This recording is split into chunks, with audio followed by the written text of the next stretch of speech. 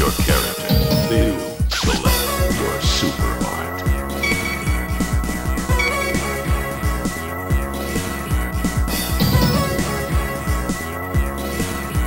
Today we're going to be talking about the second CPS-3 game released on the then new Capcom hardware. It was released in February 1997 and was the game everyone was looking forward to. What are we talking about? Oh, only Street Fighter 3 New Generation. It was going to be the next evolution in the Street Fighter series after the long-standing Street Fighter 2 and Street Fighter Alpha series. So, did the world embrace it with open arms? Honestly, no, they didn't. Street Fighter 3 remains the black sheep of the franchise, and for the longest time I never quite understood why that was.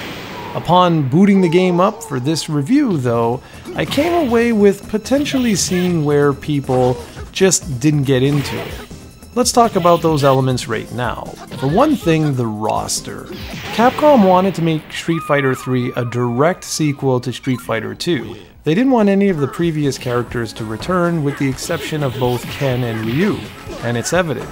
The title says it all, really. New Generation. Even M. Bison is nowhere to be found. Instead, the main antagonist is Gil. So, right there, people were upset as many of their favorite characters were nowhere to be seen. There were also only 10 playable characters to begin with, and a lot of players had hoped for a somewhat larger roster.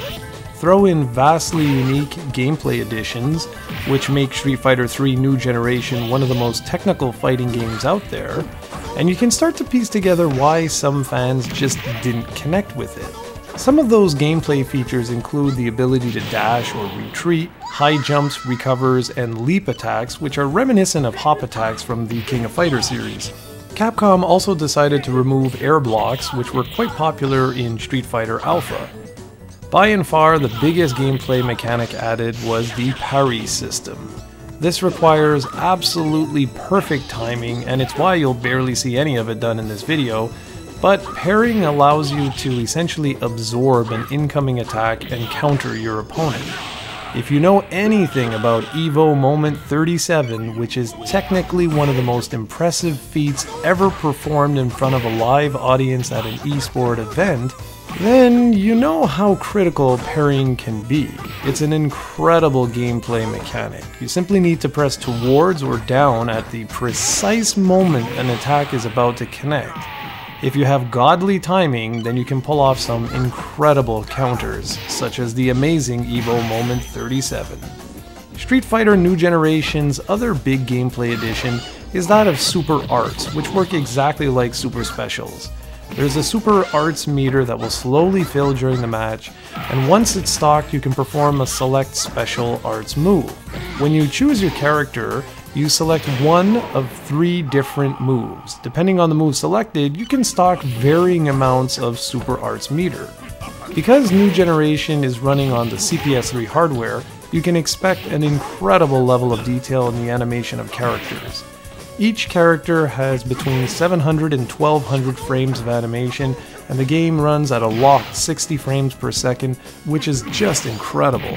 The game feels unbelievably responsive and fast. It took me quite a while to get used to just how fluid everything is. This is just an incredible game to play, look at, and just take in. The attention to detail in the backgrounds is fantastic, and the music and sound effects are also superbly well done.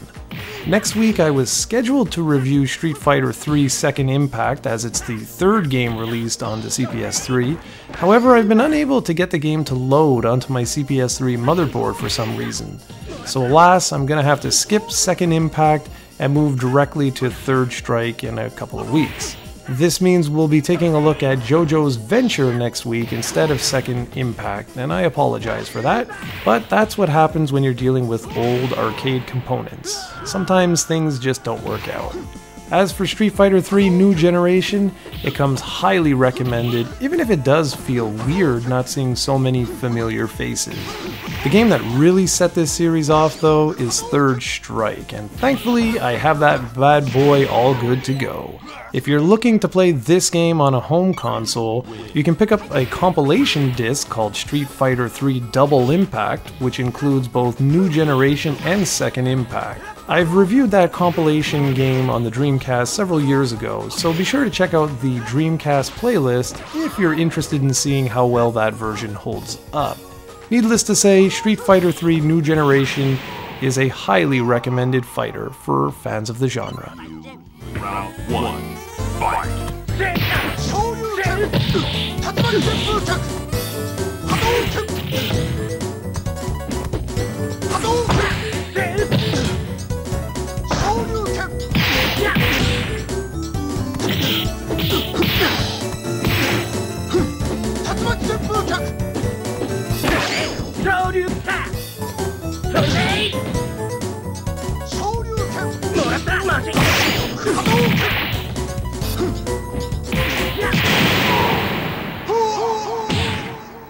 You lose.